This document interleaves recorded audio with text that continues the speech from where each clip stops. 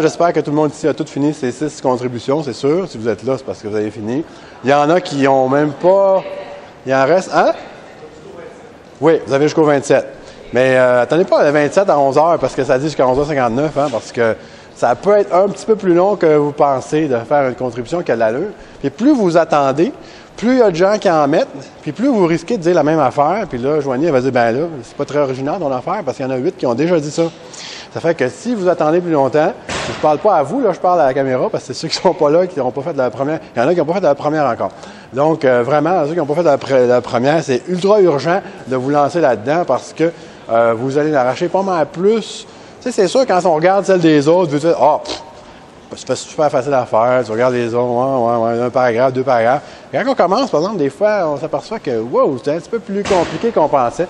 Et donc, ça serait une bonne idée de se lancer là-dedans le plus vite possible. Bon, c'est pas ça le sujet d'aujourd'hui. Le sujet d'aujourd'hui, c'est de faire une révision des 6 derniers cours, le cours 8 ou 9 jusqu'au cours 13. Ça ne doit pas être 8 ou 9, ça doit être plutôt 7 ou 8. Et donc, vous avez 6 cours à étudier. Vous n'avez pas les 6 premiers ou 7 premiers ne sont pas à l'étude parce que vous avez déjà, c'était le premier examen qui était là-dessus. Le deuxième examen porte sur la deuxième partie. C'est pas cumulatif, je l'avais déjà dit, mais bon, on fait toujours poser la question encore. L'examen, la structure de l'examen est exactement la même. Vous avez des questions en développement, sauf qu'il y en a 40. Et vous avez 2 heures pour répondre, donc vous avez 1 heure de plus que la dernière fois, mais seulement 10 questions de plus, donc ça devrait être amplement suffisant, oui. N'oubliez pas que des questions de développement. C'est des questions à choix multiples, pareil comme le premier. 4 choix. Il y en a 2, je pense, c'est vrai ou faux, mais les autres, c'est 4 choix ABCDE, ABCD. Mais je pense qu'il y en a une qui a EF aussi, juste pour vous lancer une curve, là. Mais c'est pas la plus difficile. Donc, vous devriez y arriver sans trop de problèmes. Il n'y a pas de droit aux notes. Par contre, j'en ai tenu compte en posant des questions. Les questions sont beaucoup moins pointues. C'est une question beaucoup plus encore plus, disons, de compréhension que c'était, parce que c'était quand même déjà des questions de compréhension la première fois. Cette fois-ci, c'est la même chose, mais compréhension encore plus de base. Donc, lancez-vous pas dans une étude super pointue. Réécoutez des podcasts 17 fois, prendre des notes, écouter des podcasts en slow motion pour être sûr de cacher toutes les petites nuances. Là. C'est complètement inutile. Je sais qu'il y en a qui disent « c'est tellement d'ouvrage, je passe 23 heures par semaine sur votre cours. Là, c'est trop d'ouvrage pour un cours en ligne. » C'est parce que vous ne savez pas étudier. C'est ça le problème. Le problème, c'est que vous écoutez le podcast, vous prenez des notes. Le podcast prend une demi-heure, ça prend une demi-heure à étudier, that's it. Si vous repassez là-dessus, vous êtes en train de vous enfarger dans les fleurs du tapis, c'est quasiment sûr. C'est parce que vous avez découvert un détail, puis là, vous n'êtes pas sûr si ça fait avec tel autre détail, puis moi, je suis quasiment sûr que ça ne sera pas dans l'examen. Donc, soyez efficaces, puis lancez-vous tout de suite dans les grandes lignes. Vous avez peut-être remarqué qu'il y a des choses qui sont soulignées, des choses qui sont en gras, des choses qui sont en jaune dans vos notes. C'est comme des petits indices, peut-être, pour vous aider, vous guider dans votre lecture. Pour ce qui est des textes, il y a des questions sur tous les textes, donc tous les textes sont à l'étude. Il y a même des textes où il y a plus qu'une question, donc vous devez lire tous ces machins-là, puis comprendre les grandes lignes de ce qui se passe. Même si je vous pose une question qui a l'air spécifique dans le texte, la réponse, elle ne l'est pas. Si c'est une question qui a l'air spécifique dans le texte, pensez toujours macro, globalement. Cette question-là porte peut-être sur une chose dans le texte, mais c'est parce que cette chose-là dans le texte est un exemple de tout ce qui est l'argumentation du texte. Donc, ça a l'air spécifique, mais c'est pas grave, vous n'avez pas besoin de vous rappeler des détails de cette affaire-là, parce que c'est les mêmes détails que tout le reste dont il est question dans le texte.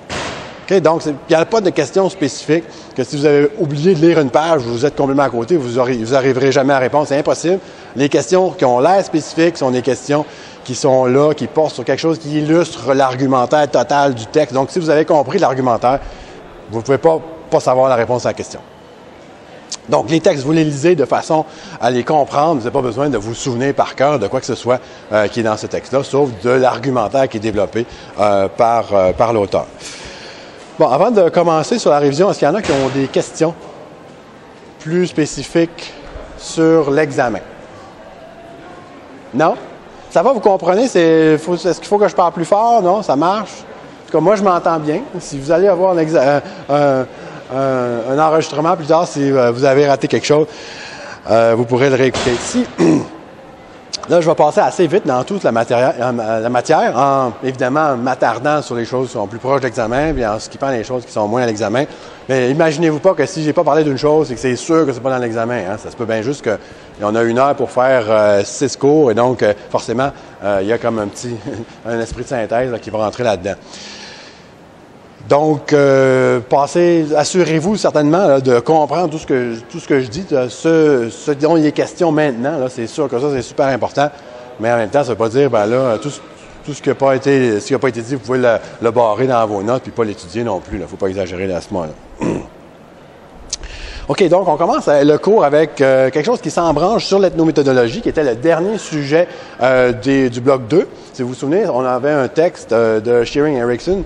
On avait là-dedans l'expérience des policiers. Ça parle de l'expérience des policiers. Les policiers parlent toujours de leur expérience. Moi, parce que c'est super important, l'expérience. Shearing Erikson, il se pose la question, oui, mais l'expérience, finalement, ça sert probablement à d'autres choses.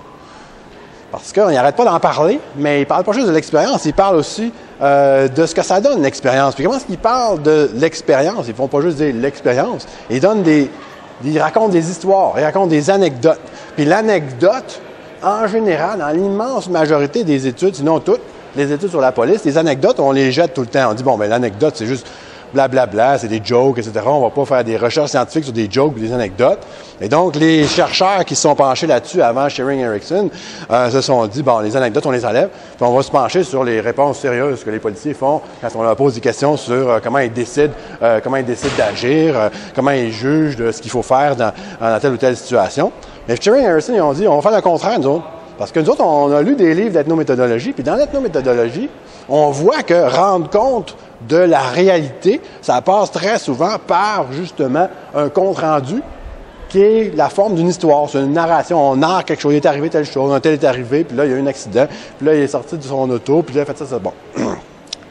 Donc, ils se sont dit, si on applique cette connaissance-là ethnométhodologique aux policiers, les policiers, encore là, c'est pas parce que je veux vous passer une connaissance particulière et super détaillée de la police. C'est un exemple d'une personne qui essaie de savoir quoi faire dans son monde organisationnel, policier dans ce cas-ci.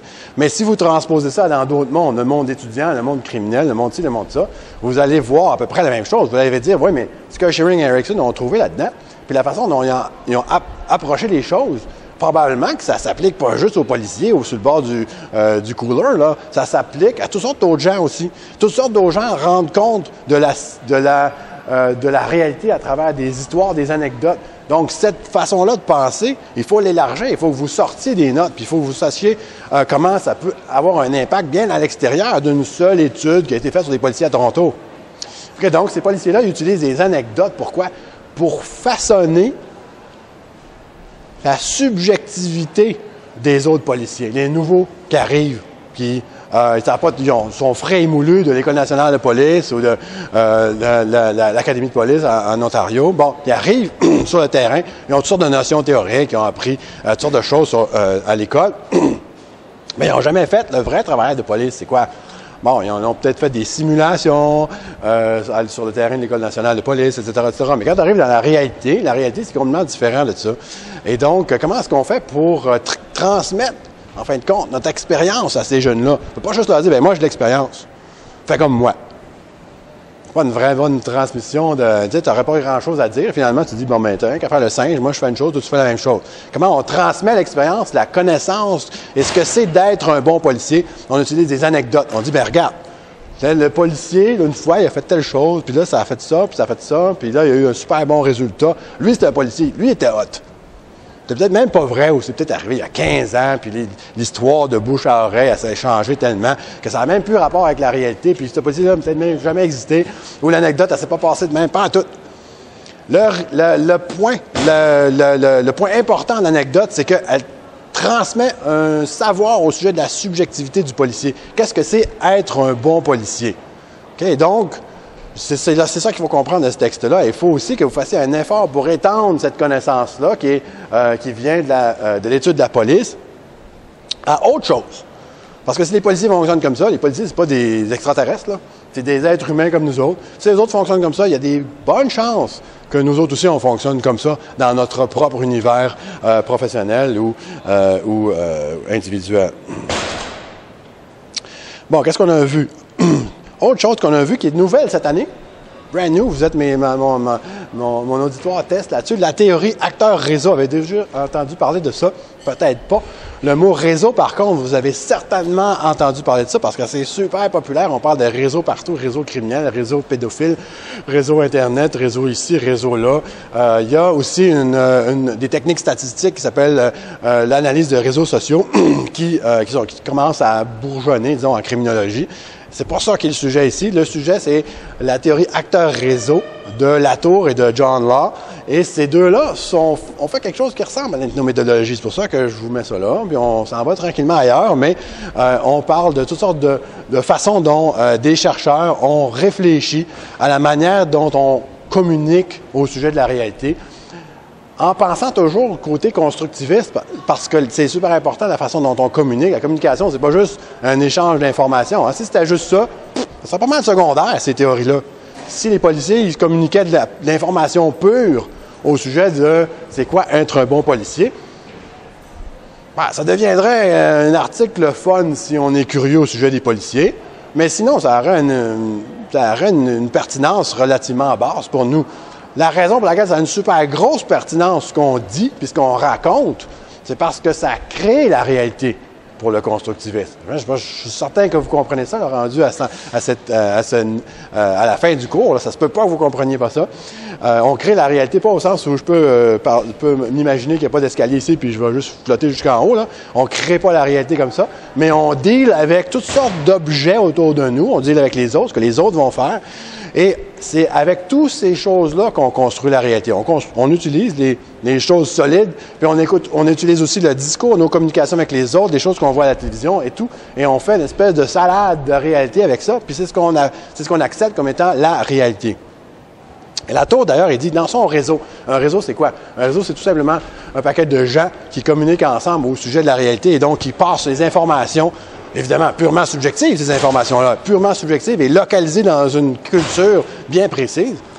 Ce qui est de nouveau avec Latour, c'est qu'il dit, mais les objets font partie du réseau. Typiquement, quand on pense à un réseau social, c'est quoi? C'est un paquet de gens qui se parlent. Un tel parle toujours à un tel au téléphone, eux autres, ils se rencontrent, eux autres, ils vont faire telle chose, etc.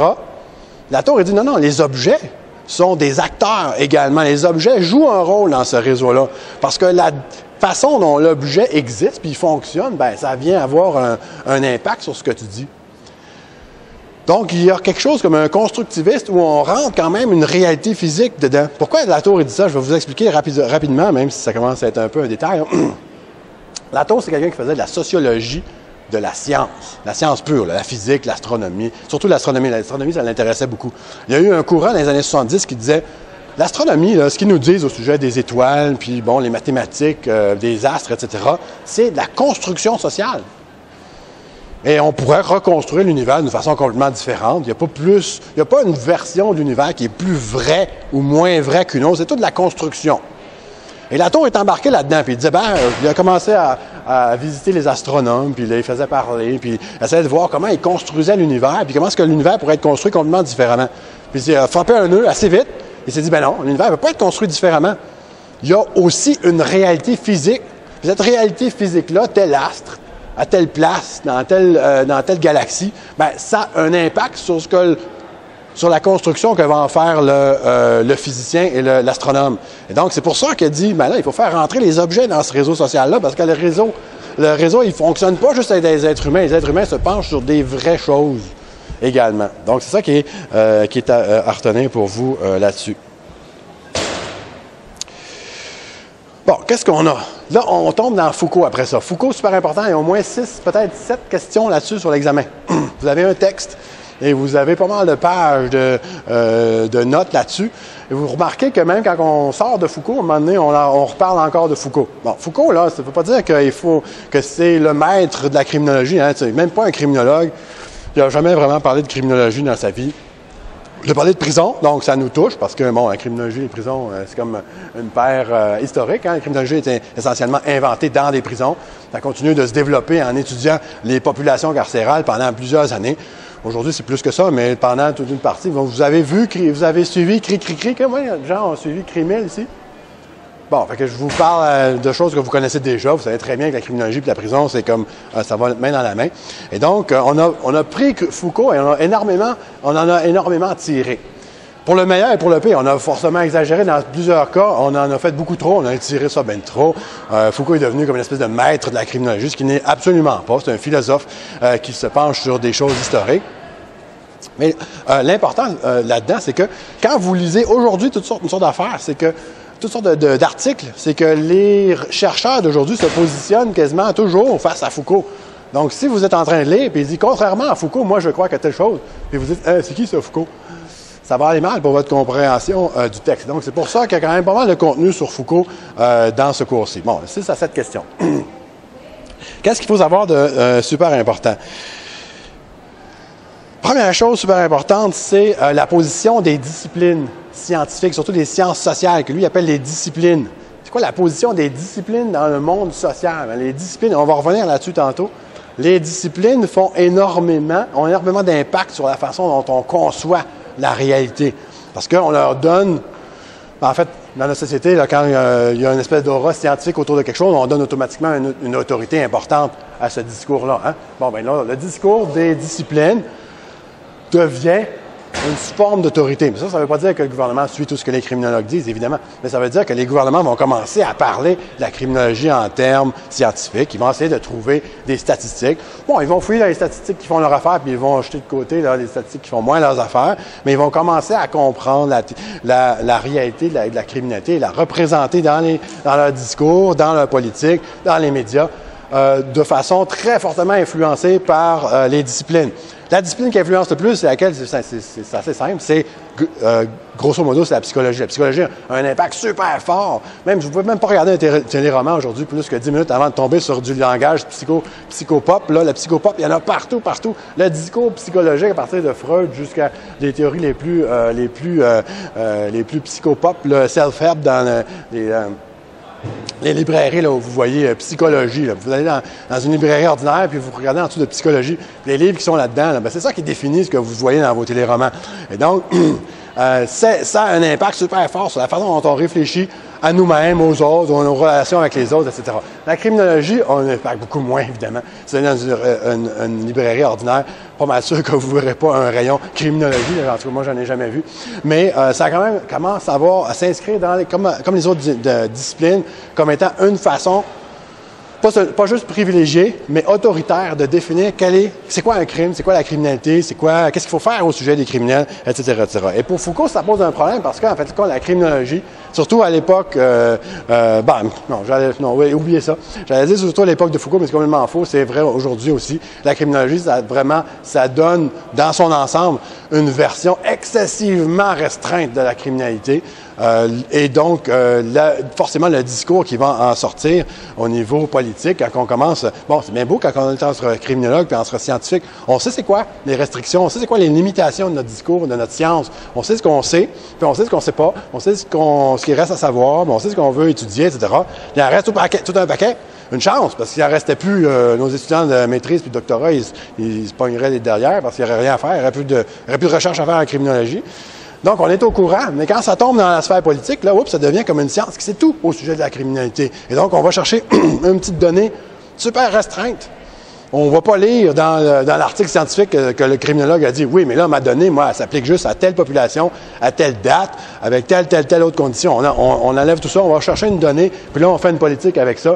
Et donc, ça, c'est particulièrement dangereux dans l'esprit de Foucault, parce que les disciplines, justement, vont transformer de façon complètement bizarre, des fois, le discours général sur la criminalité. Deuxième chose qu'il faut savoir sur Foucault, je l'ai dit un petit peu tantôt, c'est surtout un philosophe qui s'intéresse à l'histoire, qui va faire des recherches historiques très poussées. Donc, c'est pas un sociologue, c'est pas quelqu'un qui pose des questions, qui fait des entrevues, etc. Mais c'est quelqu'un qui va fouiller dans un immense paquet de documents. Qu'est-ce qu'il fait? Il fait de l'histoire du présent. C'est quoi l'histoire du présent? C'est pas juste l'histoire. J'espère que vous êtes sortis de cette idée-là, que l'histoire, bon, quand on est curieux au sujet de ce qui se passait à telle année, c'est le fun, on va fouiller dans un livre d'histoire, après ça on ferme ça, puis on envoie ça dans les poubelles parce que c'est vraiment plate. Ce que Foucault fait, c'est l'histoire du présent. Il va chercher dans le passé, pas tous les détails, il ne cherche pas à faire une histoire complète avec tout ce qui se passait dans le moindre personnage dans tout ça. Ce qu'il va chercher, c'est qu'est-ce qui a eu une influence à cette époque-là sur nous? Qu'est-ce que je peux trouver dans cette époque-là, qu'elle soit plus ou moins éloignée, n'a pas d'importance. C'est sûr que plus on s'éloigne, moins on trouve des influences sur le présent. Mais on en trouve des mots juste de vieilles. On trouve des affaires qui datent du Moyen Âge, puis même de l'époque romaine, qui ont encore une influence sur nous maintenant. Ben, toute l'influence des conceptions judéo-chrétiennes, de la faute, de la responsabilité personnelle, etc., ça n'a pas été, je ne sais pas si vous êtes au courant, là, mais le christianisme n'a pas été inventé dans les années 70, ça a été inventé il y a 2000 ans. Et donc, c'est des choses dans l'histoire qui ont des influences super importantes sur nous, qui peuvent dater de plus ou moins loin dans le passé. Et ce que Foucault veut faire, lui, c'est d'aller chercher chacun de ces éléments-là comme des facteurs. C'est quand on fait de la sociologie pure, on va chercher des facteurs dans le présent. On dit, bon, il y a un facteur là, un facteur là, un facteur là qui influence sur ces individus-là. Bien, Foucault, lui, il va chercher comme ça, au lieu de chercher comme ça. Il va fouiller, il va creuser dans l'histoire pour aller chercher les facteurs historiques qui changent ce qu'on fait aujourd'hui. Et vous avez plusieurs exemples de comment ça fonctionne. Vous avez l'histoire de la folie. Vous allez voir, je vous ai mis ça comme exemple. La folie, c'est pas la criminalité, mais c'est super intéressant pour les criminologues parce que, ben, pour plusieurs raisons. C'est qu'on a conçu très, très longtemps dans notre culture les deux comme étant pas mal proches l'un de l'autre. Même aujourd'hui, la plupart, je ne sais pas si vous autres, vous êtes coupables de cette erreur de pensée-là, mais même aujourd'hui, on est sûr qu'il y a une personnalité criminelle, défectueuse, pathologique, qui fait que les gens commettent des crimes. Complètement faux. On n'a pas de personnalité criminelle, oubliez ça, mais c'est ça l'évidence, ça n'existe pas la personnalité criminelle. Il y a des criminels qui sont fous, oui, mais la 99,999% des criminologues que vous allez rencontrer des criminels que vous allez rencontrer dans votre carrière, là, à moins que vous ayez une carrière bien, bien, bien spéciale, c'est des personnes parfaitement normales. Ils n'ont pas de défaut mental. Okay? Ce n'est pas une pathologie mentale qui fait que quelqu'un devient un criminel. Pourtant, on le pense encore. Et donc, la folie et la criminalité sont comme mariés ensemble dans notre tête. Hein? On n'est pas capable, on a la difficulté à déconnecter ça et dire, oui, c'est sûr, il y a des faux criminels, mais si je regarde les statistiques des crimes qui ont été commis au Canada l'année passée, ou cette année, combien de crimes ont été commis par des personnes qui sont défectueuses mentalement à cause de ce défaut-là? Ça réduit à rien. Sauf, évidemment, si vous commencez à penser que la moindre déviation d'une pensée absolument normale est pathologique. Vous dites, wow, lui, il ne pense pas comme nous autres, il est fou. Si c'est le cas, ben là, effectivement, là, ça rouvre la porte encore. Évidemment, la moindre déviation, le moindre comportement qui n'est pas normal au sens statistique devient une marque de pathologique. Est-ce que vous vous souvenez de ça? Vous vous souvenez de normal et du pathologique, hein? C'est Durkheim, il en parlait déjà de ça. Il y a du normal puis il y a du pathologique. Je pense que c'est un peu douteux comme discours, puis ça nous amène à une société qui est très médicamenteuse. Puis c'est justement, si vous lisez, je vous ramène l'histoire de la folie jusque, je dépasse Foucault, puis je vous amène ça jusque dans un texte de Rosenhan. Je ne sais pas s'il y en a qui ont été assez curieux pour aller voir le texte de Rosenhan. Rosenhan a fait un texte, je le donnais avant, mais là je ne le donne plus. Je ne donne pas toujours les mêmes textes, mais je l'ai mis en texte suggéré. Vous devriez aller voir ça, c'est super drôle comme texte, c'est vraiment le fun. Ça parle de psychiatre. Ça fait que c'est toujours le fun de rire des psychiatres. Mais dans ce cas-ci, c'est vraiment une expérience assez sautée. Oui, j'ai le temps de vous en parler. Qu'est-ce que Rosenhan a fait? Rosenhan, il s'est demandé comment est-ce que les psychiatres construisent le diagnostic de défaut mental. Parce qu'on était dans l'époque des années 70, hein, vous vous souvenez, j'en ai parlé des années 70, toutes les sciences sont construites.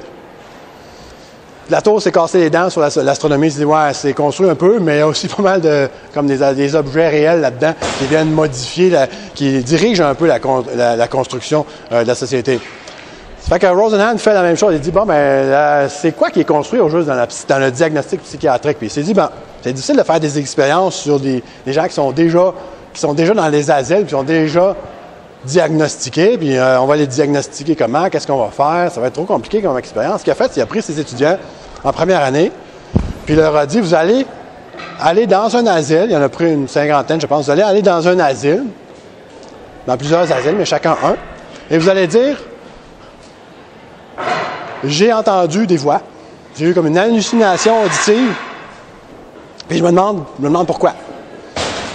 90%, donc 45 des étudiants se sont fait interner.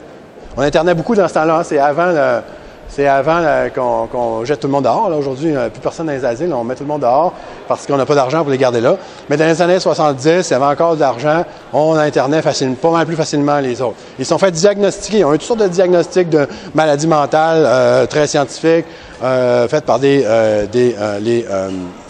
psychiatres de ces hôpitaux-là. Et ensuite, toutes leurs activités durant leur séjour dans ces asiles-là ont été systématiquement interprétées en fonction de ce diagnostic-là. Par exemple, il y a plusieurs étudiants qui prenaient des notes parce qu'ils faisaient un peu de la recherche en même temps.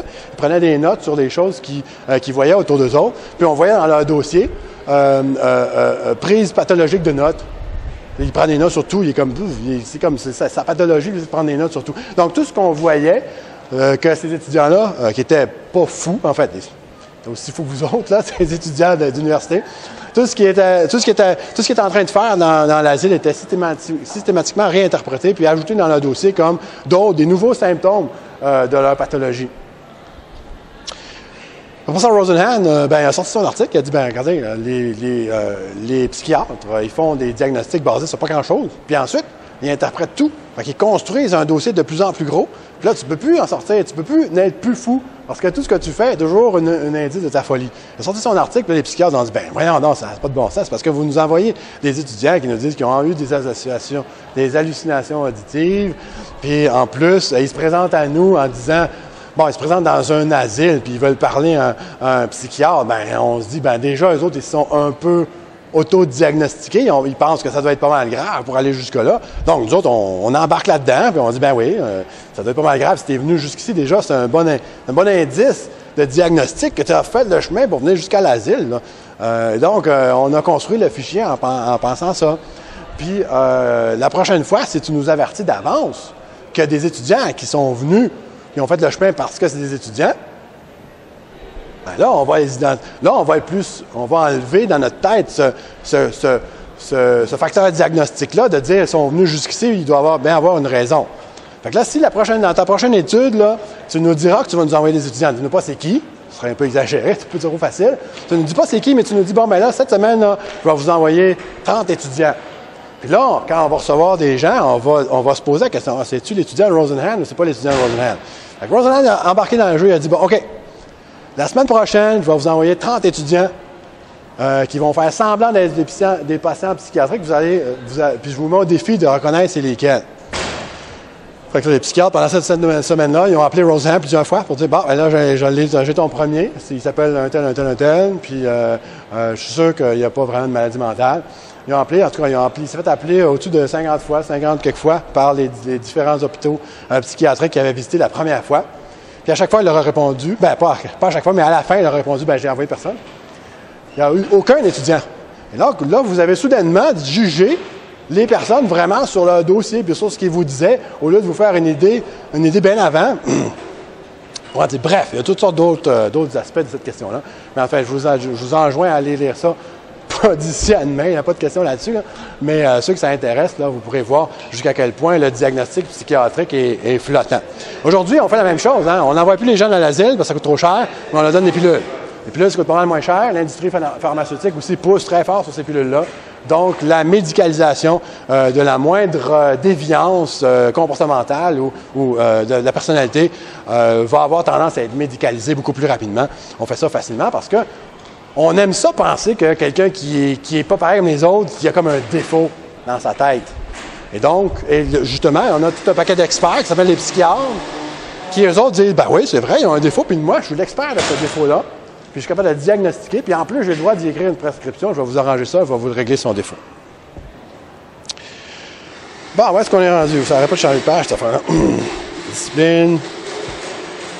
Ce que Foucault dit sur la gouvernementalité, c'est un super gros nom, c'est un super gros mot, cette affaire-là. Qu'est-ce que ça veut dire, la gouvernementalité? C'est juste une façon de penser comment on dirige les choses. C'est la mentalité de gouvernement. Le gouvernement, c'est quoi? C'est quoi cette mentalité-là? C'est une mentalité qui date de l'époque des Lumières. Souvenez-vous, c'est le rationalisme des Lumières. On veut que tout soit rationnel, logique, mathématique, mesuré. Et on va construire le gouvernement sur ce modèle-là. Le gouvernement va mesurer, va observer et va agir rationnellement en fonction de ces choses-là pour produire les résultats maximaux, les bénéfices maximaux pour la nation et pour, évidemment, les personnes les plus importantes de la nation. C'est le gouvernement qu'on a aujourd'hui, c'est ça, c'est ce gouvernement-là, c'est ce qu'on a aujourd'hui. On peut dire, bien, il n'est pas tellement efficace en fin de compte. Il n'est pas bon, il y a trop de fonctionnaires, en tout cas, il y a de l'argent qui se perd, on peut dire ça. Mais c'est pas grave, c'est parce que le but que nous autres, on a interné aussi, on a intégré ce but-là dans notre tête. Le but d'un gouvernement, c'est d'être ultra efficace. Donc, on le mesure à son efficacité. Ça n'a pas toujours été de même. Foucault, il dit, ça n'a pas toujours été de même. Il y a eu toutes sortes d'époques où le gouvernement, ça ne fonctionnait pas comme ça. Ça fonctionnait selon la moralité, ou ça fonctionnait selon les désirs du prince, ou bon, il y a eu toutes sortes d'autres modèles.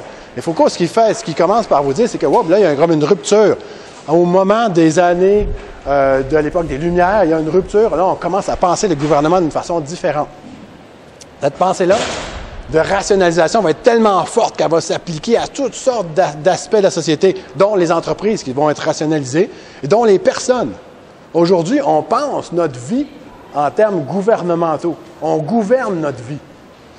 Le but de notre vie aujourd'hui, ce n'est pas de faire des choses morales, ou c'est pas de fonder une belle famille puis de laisser des richesses pour nos descendants. C'est quoi notre but aujourd'hui? C'est de maximiser nos revenus, et on va prendre le chemin dans notre formation universitaire et collégiale et même au secondaire, on se le fait déjà dire. Là, il faut que tu commences à choisir ton chemin là, au secondaire. Il faut que tu ailles voir le conseiller en orientation, peut-être, puis il va te dire, ouais, toi, tu es bon pour telle affaire. Toi, tu devrais être clown. Et toi, tu devrais être. Bon.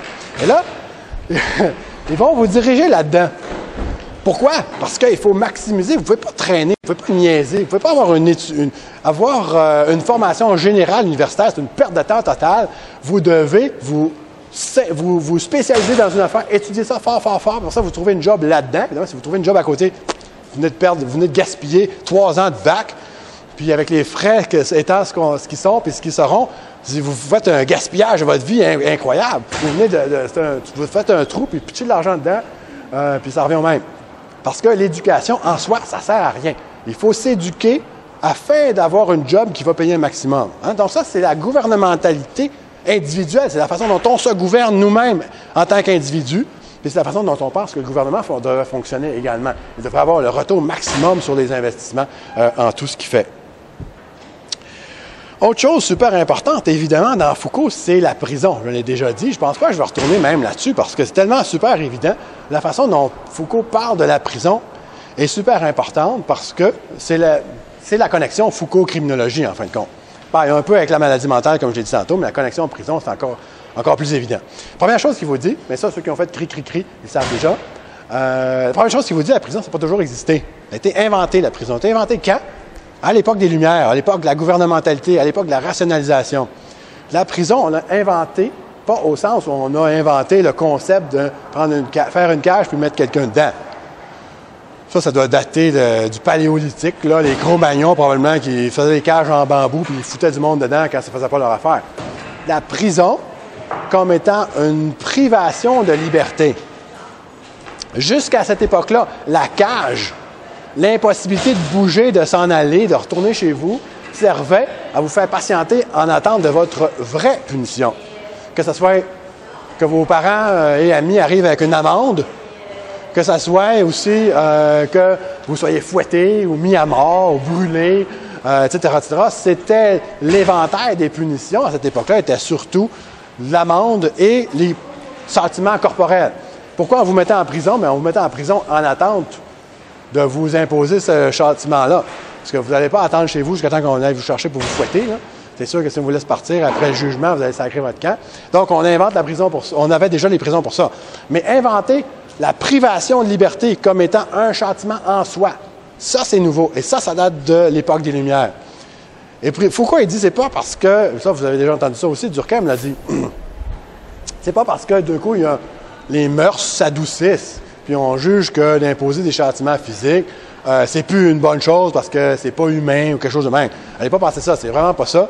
C'est vraiment parce qu'on pense à rationaliser les choses. Et maintenant, on veut deux choses. On veut, réformer la personne pour en faire un travailleur docile. C'est plus utile, l'utilité est super importante dans la rationalité, c'est plus utile d'avoir un travailleur docile qui va aller à la shop que d'avoir un prisonnier pur, ou d'avoir quelqu'un qui va se faire tuer, évidemment, qui ne servira plus à rien. Et donc, ce qu'il faut faire, c'est de rationaliser les peines. Il faut que les peines servent à quelque chose. Il faut que ça produise quelque chose d'utile dans la société industrielle. Et donc, la privation de liberté temporaire, pas pour toujours. Si c'est pour toujours, ça ne sert à rien et ça coûte cher. La privation temporaire, la plus temporaire possible, juste assez pour reformer la personne puis le sacrer dehors pour qu'il aille travailler. C'est ça qu'on veut. On veut maximiser le nombre de travailleurs à l'extérieur. Pourquoi? Si vous vous en souvenez, plus il y a de travailleurs à l'extérieur, moins il coûte cher. Plus il y a de travailleurs disponibles, loi de l'offre et de la demande. Plus il y a de travailleurs disponibles, moins il coûte cher. Plus il y a de travailleurs qui font la file pour rentrer dans votre entreprise, pour travailler dans la shop, moins vous avez besoin de payer ceux qui sont déjà à l'intérieur. Puis s'il y en a un qui n'est pas content, vous sacrez dehors, vous prenez le prochain en file. S'il n'y a pas de file, puis vous devez recruter, faire des annonces dans le journal, puis tout ça, bien là, dans l'annonce, il va falloir mettre, wow, si vous mettez salaire minimum, ça ne va pas se bousculer, là. Vous n'allez pas avoir des scratchs sur votre porte. Il faut que vous mettiez des beaux salaires, des belles conditions, puis là, ça vous coûte cher. Donc, il faut que les gens sortent de prison pour maximiser la population de travailleurs disponibles qui vont faire baisser le coût de la main-d'œuvre. Ça, c'est super logique, c'est super rationnel et c'est super esprit des Lumières. Et c'est c'est un peu différent aujourd'hui, on va le voir quand on va arriver là avec Garland. Bon, où est-ce que je suis rendu là-dedans?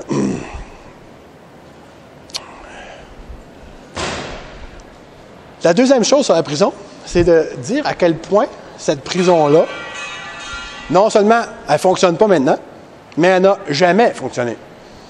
Donc, dans les 10 ans après qu'on ait fondé les premières prisons, il y a déjà eu des commissions d'enquête, il y a déjà eu des rapports qui ont été faits, puis déjà on disait à la prison, ça ne marche pas.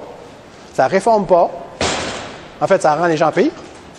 Ça empire aussi les conditions de vie des membres de la famille, des gens qui sont en prison. Donc, les membres de la famille qui n'étaient pas criminalisés avant, ils ont commencé à commettre des crimes pour satisfaire leurs besoins. Ça permet à des criminels de se rencontrer en prison, puis de s'organiser, puis de faire des gangs, puis de s'échanger des beaux conseils sur comment est-ce qu'on fait pour faire les meilleurs crimes.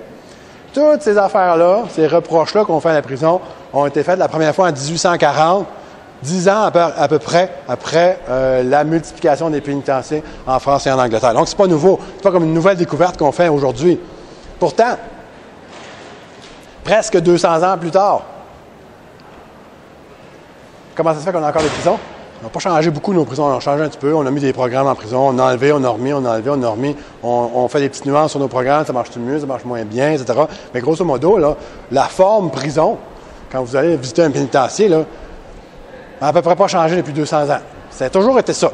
4 murs, un lit, des conditions relativement spartiates. OK, on ajoute, là, il y a des fois des grèves de détenus parce que on enlève la piscine creusée. Là. Mais grosso modo, c'est sûr que les conditions d'emprisonnement ont augmenté. Mais ont augmenté grosso modo avec l'augmentation des conditions de vie de l'ensemble de la population. En 1840, un pauvre, là, c'était pratiquement ce qu'on appelle un itinérant aujourd'hui. Là. Tandis qu'un pauvre aujourd'hui, il y a un filet social, il y a ci, il y a ça. On peut dire que c'est insuffisant, mais c'est déjà 1000 fois plus que ce que les pauvres avaient en 1840. Donc, l'ensemble de la société a progressé de façon spectaculaire depuis ces années-là, et les conditions de vie des prisonniers ont progressé avec. Mais l'idée d'enfermer des gens, puis la façon dont on les enferme, les raisons pour lesquelles on les enferme, et les raisons pour lesquelles on les laisse sortir, a changé absolument rien depuis 200 ans. Donc, ce qu'on apprend sur la prison il y a 200 ans, c'est aussi valide aujourd'hui que ça l'était à cette époque-là. Malgré tous les changements apparents qu'on a faits, ce sont des changements apparents. Le gros de ce que la prison est n'a absolument pas changé depuis cette époque-là. Pourquoi? Bien, Foucault dit que c'est bien utile la prison pour protéger le statu quo socio-économique. Ça, vous avez déjà entendu cette argumentation-là aussi des néo-marxiens quand on a parlé, entre autres, de Jeffrey Ryman, qui vous disait les riches s'enrichissent, puis les pauvres, pas s'appauvrissent, mais s'en vont en prison. The rich get richer and the poor get prison. C'est ça le titre de son livre qu'il a écrit il y a 30 ans, puis qui est rendu à sa 30e édition, je pense, je ne sais pas trop quoi. Hein. Et grosso modo, son argument, vous le savez très bien, on en a parlé dans le premier bloc, son argument, c'est que la prison sert la défaite pyrrhique contre le crime.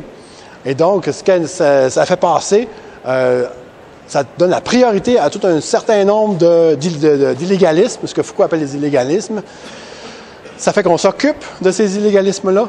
On va responsabiliser des personnes de certaines choses qui sont appelées des crimes. On va les appeler des délinquants. On va dire qu'ils sont défectueux. Et on va dire la société, ce qui ne marche pas dans la société, tout ce qui risque de vous victimiser ou de retirer un peu de confort que vous avez gagné dans votre société, c'est dû à un certain nombre d'individus qui sont des criminels. Et Jeffrey Ryman a dit, ben non, regardez, si vous regardez les statistiques, là, des dommages qui sont causés à la société, à des groupes, puis à des individus, ben, l'immense majorité de ces dommages-là ne viennent pas par tous des individus qu'on appelle des criminels. Ils viennent de corporations, ils viennent de pollution, ils viennent de chirurgie inutile qui mène à la mort de patients, etc., etc. Ils viennent des accidents de travail parce que les lois sur la sécurité au travail ne sont pas respectées. Et vous faites toutes les statistiques, vous irez voir le livre si ça vous tente, et vous faites toutes les statistiques des gens qui sont blessés puis qui meurent d'un côté à cause du crime, puis de l'autre côté à cause de négligence, de pollution, de ci, de ça. Puis c'est bien plus. À droite, c'est bien plus. Donc, il dit, il y a quelque chose là-dedans qui est vraiment utile, parce que la prison, elle nous dit, ah non, ça, c'est pas important, c'est pas grave, c'est ça qui est grave. Les criminels, il faut se pencher sur eux autres. Eux autres s'appellent des criminels. Ceux qui sont responsables de ça ici, c'est pas des criminels. C'est des personnes morales. Des fois, on ne sait jamais c'est qui. Peut-être c'est le président d'une compagnie, mais dans 2 ans, ce sera plus lui le président. C'est pas vraiment une personne, c'est comme la compagnie qui est responsable. La compagnie, c'est pas vraiment responsable. Fait que c'est qui fait quoi, puis on sait pas trop. Puis en plus, ben, la compagnie qui pollue, au lieu de faire un immense paquet de dommages à lui, puis il meurt, elle va faire un petit dommage à toutes vous autres. Fait que là, on a de la misère à concevoir ça. C'est quoi le dommage? C'est quoi la responsabilité quand un dommage est petit, mais distribué sur un paquet de monde? Le code criminel est absolument incapable de rendre compte de ce problème-là. Le code criminel est juste capable de penser un dommage maximal commis contre lui par une personne qu'on peut faire par elle. Ça, c'est facile à concevoir, puis ça rentre parfaitement dans le cadre du code criminel. Toutes les autres formes de dommages qu'on peut subir dans notre vie rentrent beaucoup moins bien dans le code criminel. Bon, j'ai plus de batterie. Qu'est-ce qu'on a dit après Foucault? C'est quoi le prochain sujet? Il va falloir quelqu'un me le file. Ouais.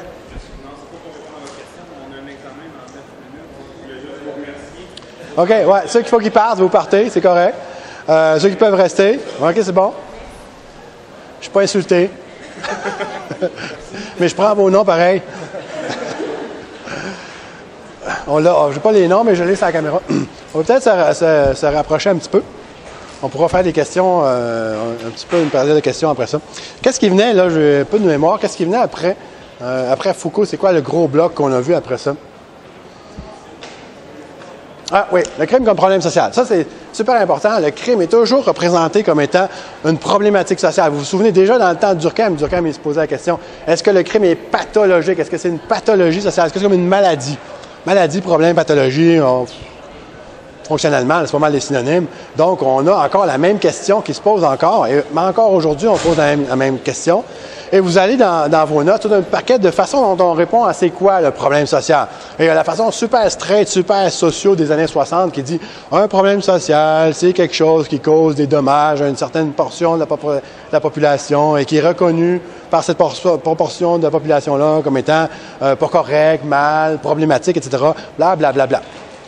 C'est super intéressant, puis je dis pas que c'est pas vrai, sauf que je veux introduire une nouvelle façon de concevoir le problème social telle qu'elle est conçue par Specter et Kittius. Specter et Kittius, grosso modo, ils vous disent, le problème social, c'est peut-être intéressant de se pencher sur la pauvreté, le crime, etc., comme on entend des problèmes sociaux. Si vous regardez les gros manuels là, super typiques, là, sociaux, des problèmes sociaux, vous fouillez là-dedans, puis il y a 27 chapitres. Puis chaque chapitre est un problème social. La pauvreté. On a un chapitre sur la pauvreté. Alors ça, le chômage. Un chapitre sur le chômage. Alors ça, les familles monoparentales. Etc. Vous avez 27 problèmes sociaux. On ne se pose pas trop la question de comment ils sont définis. Specter et Kittius, il dit, comment ils sont définis, c'est super important. Il dirait même,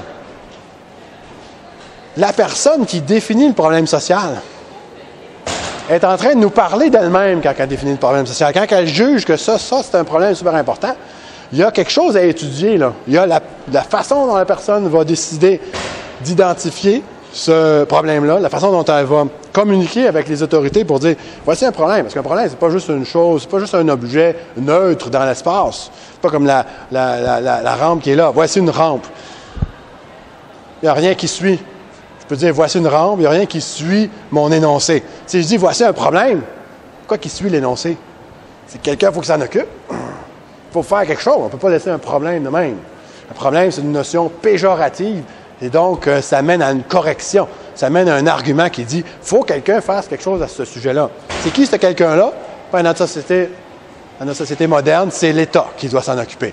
Il y a un certain discours de privatisation qui va dire il faut que des individus, des entrepreneurs inventent des nouveaux services, des nouveaux biens, etc., qui vont venir permettre aux gens de régler leurs problèmes en se procurant une marchandise ou un service, etc., qui va mettre fin à ce problème-là. Mais le discours dominant d'aujourd'hui, c'est encore le discours de l'État-providence que vous avez vu dans Gosfield. Gosfield, c'est dans le même cours avec les problèmes. Et l'État-providence, c'est quoi? C'est l'État qui s'occupe de vos problèmes. Il est là pour vous tenir la main. Puis si vous avez des problèmes, là, on va s'en occuper. Mais il ne faut pas que ce soit des problèmes individuels, par contre. Il faut que vous puissiez faire la démonstration que la société a un problème. Et quand Julie Snyder va voir le ministre de la Santé et dit on a des problèmes de procréation, elle ne peut pas dire c'est juste moi et mon chum. Même si on est bien important au Québec, juste moi et mon chum, on a des problèmes de procréation, le ministre va dire c'est plate. Mais si elle est capable de dire non, il y a des centaines et des centaines de familles qui ont des problèmes, puis on a aussi une natalité basse au Québec, on a besoin de plus de population, etc. Puis là, elle met ça dans une sauce de problème social. Bien là, le ministre, qu'est-ce qu'il fait? Il donne l'argent. Il donne l'argent à Julie Snyder, il faut le faire, mais il donne l'argent. OK, donc, ça, c'est super important. C'est la façon dont on conçoit l'État comme étant là pour s'occuper de nos problèmes. Et donc, on va transformer des phénomènes qu'on voit autour de nous autres qui nous agacent en problèmes sociaux afin que l'État vienne s'en occuper. Ça, c'est un peu le discours de Gosfield aussi. C'est pour ça que je vous ai mis les deux les uns dans les autres, parce que, grosso modo, vous avez de cette façon-là le souligner le plus évidemment possible à quel point il est important de se pencher sur le processus de définition des problèmes sociaux. C'est sûr, quand vous allez dans l'autre partie, la partie Gosfield, encore la théorie des problèmes sociaux, vous allez voir un peu plus, vous attarder un petit peu plus sur qui dans notre société a le droit de définir des problèmes sociaux. Parce que moi, j'ai le droit de dire, j'ai vu un problème social là. Moi, plus que vous autres. Dans notre société, moi, plus que vous autres, parce que moi, je suis un professeur d'université, vous autres, vous êtes juste les étudiants. Donc, moi, j'ai un peu plus le droit, mais je n'essaierai pas parce que je ne pense pas que ça va marcher. Mais il y en a d'autres qui ont encore bien plus de pouvoir de définir les problèmes. C'est les gens qui sont chargés de ces problèmes-là d'avance. C'est un peu pour ça quand on voit Garland, dans l'autre cours après, il dit, plus on a d'institutions qui s'occupent de nos problèmes sociaux dans le gouvernement,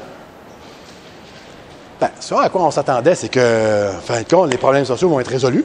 Hein, les indicateurs que les problèmes vont baisser. Si on a un paquet de gens dans un gouvernement, dans un ministère qui s'occupe de la pauvreté, on devrait avoir des statistiques de pauvreté qui baissent. Donc, on devrait avoir un impact, on devrait avoir la diminution des problèmes sociaux à mesure que l'État-providence s'en occupe. Garland, il dit, non, c'est pas ça, pas en tout. Plus on s'en occupe, plus il y en a. Pourquoi? C'est parce que les gens qu'on a nommés, puis qu'on leur a dit, ça, c'est ton problème à toi. Tu vas t'en charger. Tu es le professionnel de ce problème-là. Bien, cette personne-là, elle obtient une mise dans ce jeu-là. Si elle règle le problème vraiment, qu'est-ce qui va arriver? Elle va perdre sa job. L'entrepreneur moral est toujours celui qui décide des problèmes, mais qui est aussi chargé de ces problèmes-là. Il est dans un conflit d'intérêts permanent où il vit des problèmes qu'il est supposé de résoudre. Donc, plus il résout de problèmes, moins il y a de job. Donc, évidemment, il va en trouver de plus en plus. Puis c'est pas dur à trouver des problèmes. Une société, c'est tellement complexe, il y a tellement d'affaires qui se passent. Puis, à moins qu'on vive au paradis, là, c'est sûr qu'il y en a des problèmes. Donc, vous mettez une armée de spécialistes des problèmes. C'est impossible qu'ils ne vous en trouvent pas. Puis quand ils vont en avoir peut-être un peu réglé quelques-uns, ils vont vous en trouver une armée de plus encore. Il y en a toujours plus. Alors que l'État-providence, au lieu de résoudre des problèmes, même si c'est ça qui est le but, le résultat final, c'est que les problèmes augmentent. Puis quand on regarde les statistiques, on dit c'est pire, c'est pire. C'est toujours pire. Puis d'autres problèmes. Encore un problème. Non, cette année, un nouveau problème.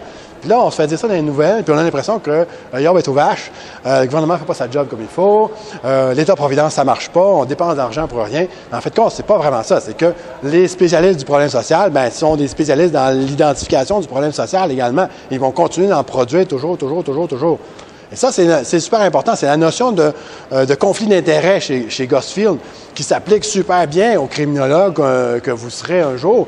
Le conflit d'intérêt du criminologue, c'est quoi? C'est que d'une part, il est là pour réduire la criminalité, puis en même temps, s'il a réduit trop, bien, il n'y a plus de job. S'il y a vraiment plus bien de monde dans les prisons, là, vous avez vu que le gouvernement fédéral va en fermer 2 là, dans pas longtemps. Et si on faisait suivre ça par vraiment des mesures de réduction de la population carcérale, qu'est-ce qui arrive pour le marché de l'emploi des agents correctionnels puis des agents de libération conditionnelle? C'est foire. Vous n'aurez plus de job. Vous n'aurez plus de job parce que le problème, s'est envolé. Donc, il y a un problème ici du criminologue qui doit vivre du problème qui est supposé d'être capable de régler.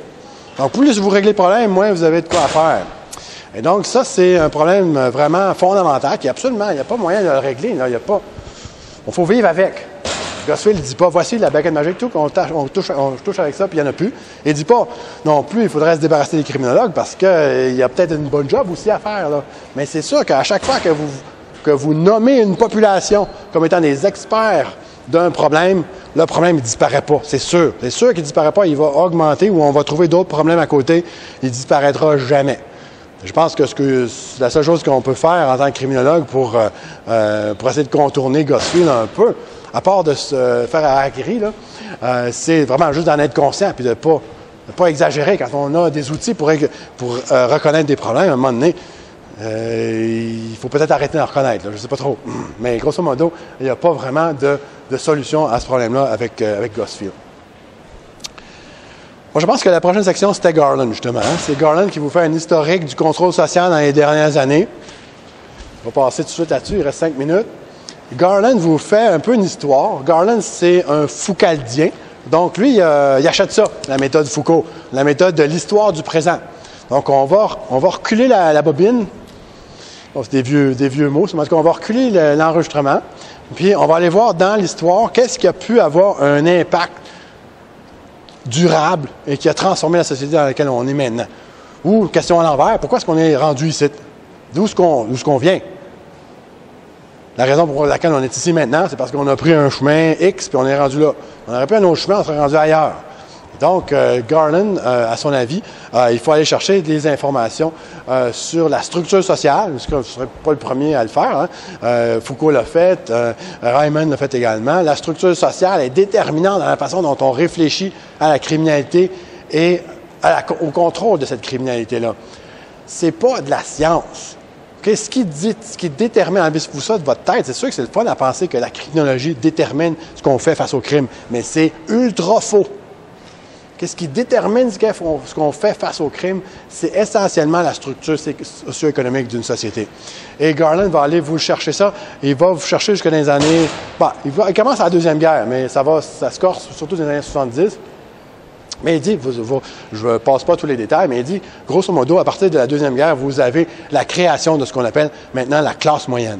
La classe moyenne n'existait pas avant. Vous aviez des travailleurs, puis des boss, puis des professionnels un peu plus proches des boss, puis une espèce d'un énorme trou socio-économique avec personne dedans.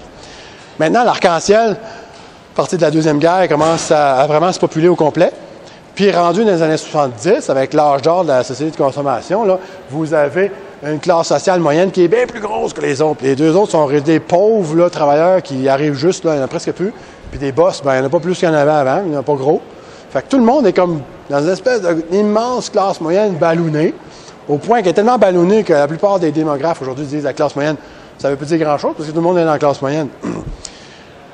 Ce qui arrive, par exemple, c'est que la classe moyenne, elle a des caractéristiques assez spécifiques qui font qu'elle va, évidemment, puisqu'elle vote, puis quand elle vote, ben, elle pèse un poids démesuré dans la société. Ben, pas démesuré, mais elle pèse un poids à son image. Cette classe moyenne-là, évidemment, va déterminer en grande partie les politiques pénales populistes qui vont commencer à être adoptées à partir des années 80 jusqu'à aujourd'hui. On fait encore la même chose. Ce que Garland dit essentiellement, je résume de façon grossière, il dit la classe moyenne s'est fait dire, et elle a appris, elle a intégré qu'elle peut vivre comme des riches. On peut vivre comme des riches. On peut imiter la richesse. On peut avoir une maison, pas pire, peut-être pas un château, mais on peut avoir une maison. On peut vivre en banlieue avec un terrain, on peut avoir 2 chars. On peut avoir ça, on peut avoir tout ça, comme un peu les riches. Sauf que les riches, eux autres, ils ont tout ça, puis après ça, ils ont bien du cash qui reste. La classe moyenne, elle a tout ça, puis ça finit juste, là. Même qu'il y en a qui vont se mettre dans le rouge, puis on en parle beaucoup là, aujourd'hui de la dette personnelle. Il y en a qui vont se mettre beaucoup dans le rouge pour arriver à imiter la richesse. Donc, cette immense classe moyenne-là est super fragile en fin de compte. Et dès qu'il y a des sautes d'humeur économique, elle peut perdre tout.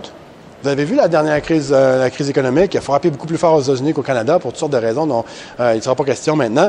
Mais les premiers à perdre leur maison, ce n'est pas les riches qui se pitchent en bas des buildings avec un crash économique. C'est la classe moyenne. La classe moyenne, les autres qui arrivaient juste, là, ils n'arrivent plus, ils perdent leur maison, ils perdent leur voiture, ils perdent tout.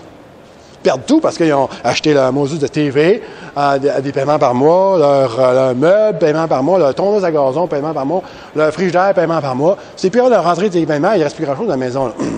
Et peut-être qu'il ne reste même plus de maison. Fait que tu passes de imitation de richesse à une très bonne interprétation de la pauvreté. Donc, c'est ça qui va être la charnière dans l'histoire pour Garland, parce que la classe moyenne va commencer à concevoir l'ensemble des programmes sociaux de l'État-providence comme étant du parasitisme. Vous avez donc une petite classe pauvre qui vient bouffer les taxes, les impôts sur le revenu que la classe moyenne arrive bien juste à payer avec son imitation de richesse. Et là, vous avez tous ces gens-là qui foutent rien, les chômeurs, par exemple, qui foutent rien. Ils sont pas capables de se donner un coup dans le derrière pour aller se trouver une job. Et ces chômeurs-là, les autres, ils veulent avoir des affaires, ils veulent avoir de l'assurance chômage, ils veulent avoir du BS, ils veulent avoir de l'école gratuite, ils veulent aller à l'hôpital, puis ça coûte rien. Et c'est des parasites. Et ça, on va commencer à penser de cette façon-là de plus en plus à la fin des années 70, dans les années 80. Et la deuxième population sur laquelle on va mettre le doigt, c'est la population qui nous intéresse beaucoup plus, nous autres, c'est les criminels. Les criminels, encore plus parasites. Encore plus parasites parce que les autres, ils font un parasitisme dommageable sur les gens de la classe moyenne. Ils ne volent pas beaucoup les riches. Hein. En fin de compte, après ça, quand on les pogne, on les met en prison. Puis là, on leur paye des beaux programmes. On les met tout seul. Un lit par cellule, franchement. On pourrait mettre 5-6 lits dans une cellule. Là. Il y a de la place en masse. Si la porte ferme, là, c'est parce qu'il y a assez de place pour rentrer du monde encore. Et donc, vous allez avoir un populisme pénal qui va insister énormément sur la réduction au minimum des dépenses, dans toutes les sphères, mais dans la sphère qui nous intéresse le plus, nous autres, dans la sphère de la justice criminelle. Et donc, ce qu'on va vouloir faire maintenant, c'est pas la réhabilitation, de la réforme, de la réinsertion sociale. Ce qu'on veut faire maintenant, c'est la punition pure. Qui coûte le moins cher possible. Donc, on met les gens dedans pour un certain nombre de temps. Et là, on a de la difficulté parce que malgré que ça coûte cher, on veut les garder plus longtemps parce qu'on veut les faire souffrir. Hein. Le gouvernement conservateur, aujourd'hui, est vraiment tendu entre ces deux pôles-là. Vous avez d'un côté, il ne faut pas que ça coûte cher, puis de l'autre côté, on veut vraiment le serrer à vis. Sauf que plus qu'on serre la vis, plus ça coûte cher. Ça fait qu'ils sont obligés de faire une espèce de balancement entre les deux. Mais ce qu'on va faire, c'est qu'on va faire des prisons. On va essayer de faire des prisons qui coûtent moins cher, où on va mettre moins de staff dans les prisons par prisonnier. Où on va couper dans la bouffe, ils vont manger plus du craft dinner, où on va couper dans l'électricité, on mettra moins de chauffage, je sais pas trop. Va falloir couper quelque part parce qu'on veut serrer la vis du crime, puis on veut serrer la vis des budgets en même temps, puis les deux vis se communiquent dans le milieu. Là. Fait que ou ça sort d'un bord ou ça sort de l'autre. Fait que là, ils sont dans une espèce de problème politique. Et le résultat, probablement, c'est sûr que le résultat, il va tomber, premièrement, sur les prisonniers, qui, eux autres, les populations carcérales, évidemment, qui vont souffrir en premier, mais ensuite, c'est nous autres qui vont souffrir, parce que ces populations carcérales-là, quand ils souffrent, puis on les sac dehors après, on n'est pas rien qu'un maudit de beaux problèmes nouveau auquel on va devoir faire face dans 5 ans, 6 ans, 7 ans, 8 ans, 9 ans, 10 ans, quand on va avoir une population carcérale massive et massivement endommagée par le nouveau service correctionnel qui est essentiellement punitif et qui a enlevé l'ensemble de tous les autres services qui pouvaient exister dans une prison. Donc, ça, grosso modo, c'est ce que Garland vous explique. Il vous explique comment les conditions économiques ont un impact direct sur qui on reconnaît comme un criminel et qu'est-ce qu'on fait avec lui une fois qu'on lui a mis la main au collet. Après ça, c'est quoi la prochaine affaire dans les prochains cours? C'était quoi déjà? On est rendu à la sociologie de la loi? Ah ouais? Hein?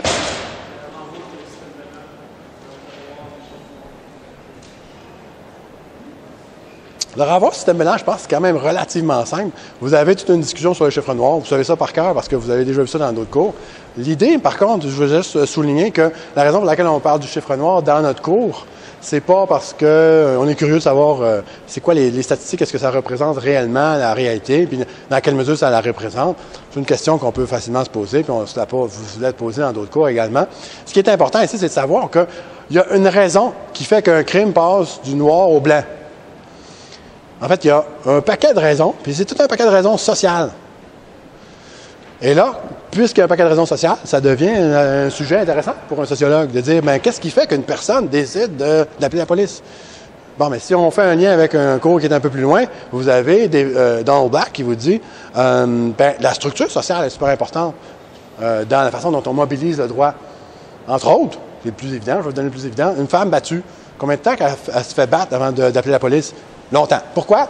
Parce que la structure sociale fait que quand on a des liens affectifs avec une personne, on n'appelle pas le 911 la première fois qu'on se fait taper dessus.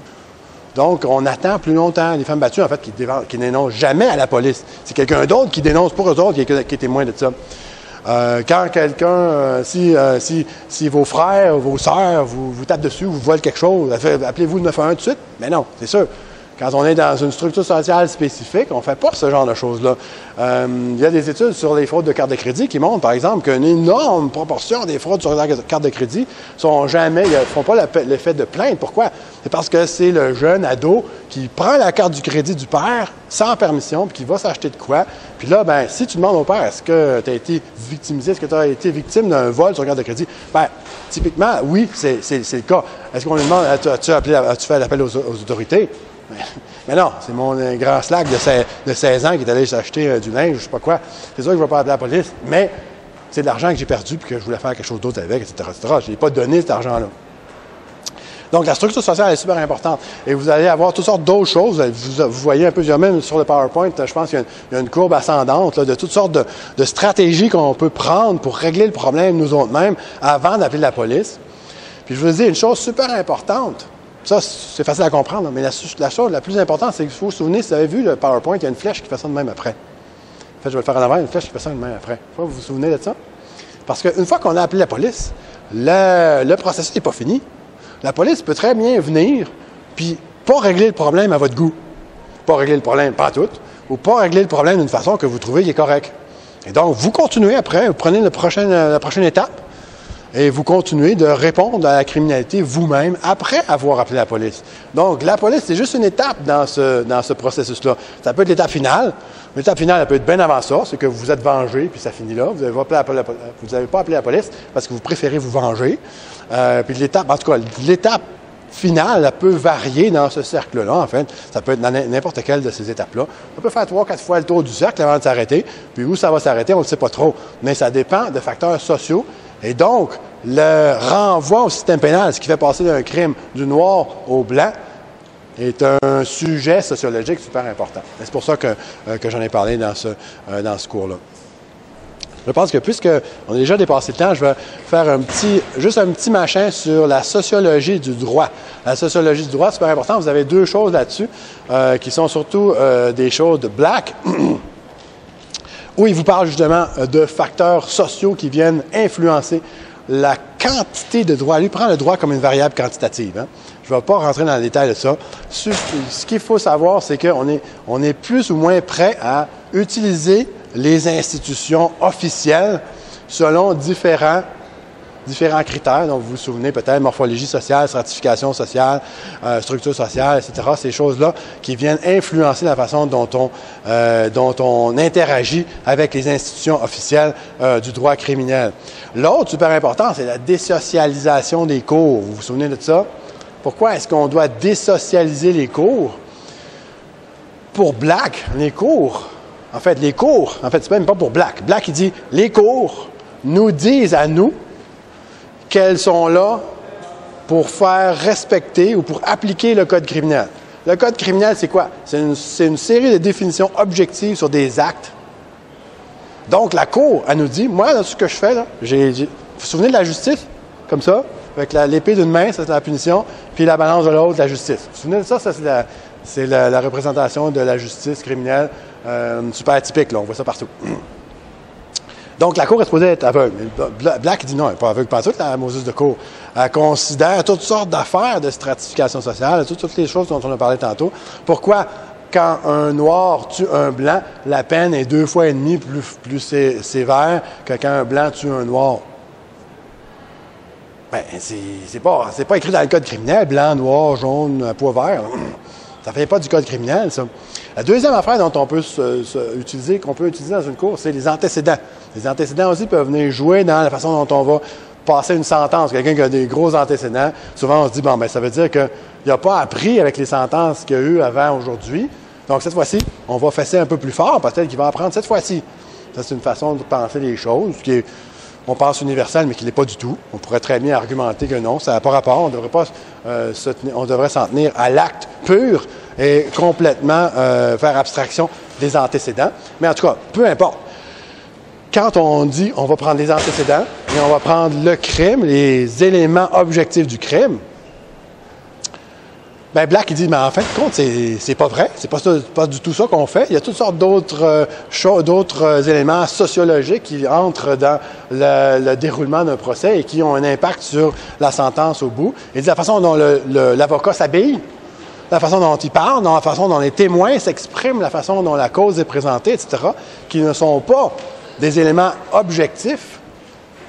Donc, ils dépassent ce que la Cour, ce que le tribunal nous dit qu'il est en train de faire. Et Black, il dit, bien, pour que le tribunal fasse exactement ce qu'il nous dit qu'il est en train de faire, il faudrait être capable d'enlever tout ça, de désocialiser le tribunal, d'enlever tous les éléments sociaux. Puis là, Black, il va loin parce qu'il dit, bien, pour faire ça, en fait, compte, il faudrait qu'il n'y ait personne dans le tribunal. Parce que déjà, juste voir quelqu'un, ça vous donne tout un paquet. Vous avez un overload d'informations sur cette personne-là. La façon qu'elle est habillée, la façon dont elle se tient, la façon dont elle se déplace dans l'espace, etc. Vous donne toutes sortes d'indices visuels de c'est qui. On peut passer un jugement super vite sur une personne. Hein? En fait, juste pour faire un parallèle avec les profs, par exemple, il montrait que si vous faites passer une évaluation d'enseignement, vous avez fait l'évaluation d'enseignement pour le cours, ça marche-tu? C'est-tu en ligne? Vous ne l'avez pas fait encore? Peut-être qu'un jour, ça va se faire. Je ne sais pas trop comment ça marche pour en ligne. Mais si on fait passer l'évaluation d'enseignement après 10 secondes du premier cours, l'évaluation est quasiment pareille comme si on la fait passer à la fin du semestre. Donc, les étudiants s'en fait une idée sur est-ce que le prof est compétent, est-ce que ça va être plate, est-ce que c'est le fun, est-ce qu'il y a assez de matière, trop de matière. Ils s'en fait une idée sur toutes ces questions-là en 10 secondes. Puis ça ne va pas changer entre la 11e seconde puis la fin du semestre. Donc, vous avez un overload d'informations. La plupart de ces informations-là, évidemment, sont assez douteuses, mais c'est difficile de faire abstraction de ces informations-là. Je vous fais un autre lien. Si vous devenez un jour agent de probation, vous allez avoir des clients qui vont se présenter de vous, ils vont s'asseoir devant vous. Vous devez les évaluer, vous devez évaluer le risque, leurs besoins, vous avez toutes sortes de choses à faire avec ce client-là. Il passe la porte, il vous dit bonjour, il s'assoit, puis déjà, overload d'informations sociales. Wow, là, vous êtes plein d'affaires. Il est tout mal habillé, tout croche, il parle mal, il a l'air perdu. C'est des affaires qui n'ont rien à voir avec son dossier. C'est des informations sociologiques qui ils vous rentrent dedans. Vous n'avez pas le choix, là. Vous êtes là, puis vous faites l'expérience de la réalité qui est devant vous. Mais c'est toutes des notions qui n'ont rien à voir avec votre diagnostic final de ses besoins puis son risque. Mais en gros, c'est la même chose. La façon dont les gens s'habillent, la façon dont ils parlent, etc., dont Black vous en fait un inventaire assez long. Donc, ça veut dire qu'il faut enlever les gens. Il faut enlever les gens de la cour. Il faut qu'il n'y ait personne. Il faudrait que ce soit une machine qui présente la cause. Et il faudrait que ce soit fait à distance, puis que ce soit pris d'une façon, que ce soit retranscrit dans un langage neutre. Le témoignage de l'accusé, le témoignage de la victime, le témoignage des témoins, le témoignage des policiers, tout retranscrit dans un langage neutre, etc., etc. Autrement dit, là, grosso modo, la conclusion, c'est que, oubliez ça, c'est impossible. Un tribunal sera toujours un mélange entre des éléments objectifs et des éléments subjectifs, sociologiques. Il n'y a aucun moyen de s'en sortir, à moins d'aller à moins que ce soit des robots qui soient dans le tribunal. Mais là, C'est complètement ridicule. Donc, Black vous pousse dans l'absurde pour vous dire, effectivement, la seule manière d'avoir un tribunal désocialisé, c'est de ne plus avoir de tribunal pantoute. Et donc, ce qu'il faudrait faire, c'est juste de s'apercevoir qu'un tribunal, c'est pas une administration, une gestion d'éléments objectifs, de preuves et d'antécédents. C'est vraiment une espèce d'écosystème où il y a ces éléments-là. On ne peut pas dire qu'ils ne sont pas là, c'est sûr qu'ils sont là. Mais il y a aussi tout un autre paquet d'affaires, des effets d'avocats, des effets des témoins, etc., qui n'ont rien à voir avec les éléments objectifs, mais qui pèsent beaucoup dans la balance finale de la sentence. Je pense que ça couvre pas mal la matière. J'avais peut-être sauté des bouts, mais comme j'ai dit, là, forcément, déjà... on a commencé en retard. Peut-être que ça fait à peu près 1 heure. Donc, en grosso modo, on devrait avoir fait 6 cours en 1 heure. Avez-vous des questions? Ouais.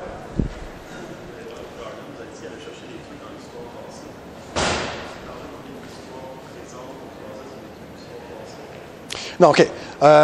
L'histoire du présent, c'est de dire, je vais aller dans les périodes... Je vais reculer l'enregistrement, puis je vais aller trouver ce qui est pertinent pour le présent là-dedans. Donc, ce n'est pas la démarche de l'historien. La démarche de l'historien dit, moi, ma période que j'aime le plus, là, c'est les années 70, 1970. Je vais faire une histoire du scandale du Watergate. Et donc, il va aller fouiller dans le scandale du Watergate, etc. Puis peut-être qu'il va avoir des conclusions à tirer pour le présent. Puis il va dire, ben là, quand un président... Vous savez, c'est quoi le scandale du Watergate? Là, peut-être que je parle dans le beurre. En tout cas, quand un président fait telle chose, c'est scandaleux, etc. Donc, c'est sûr que s'il faisait la même chose aujourd'hui, malgré qu'aujourd'hui, il y a des affaires qui sont différentes aussi, fait que peut-être que ça n'aurait pas le même impact, blablabla, et pas toutes ces affaires-là.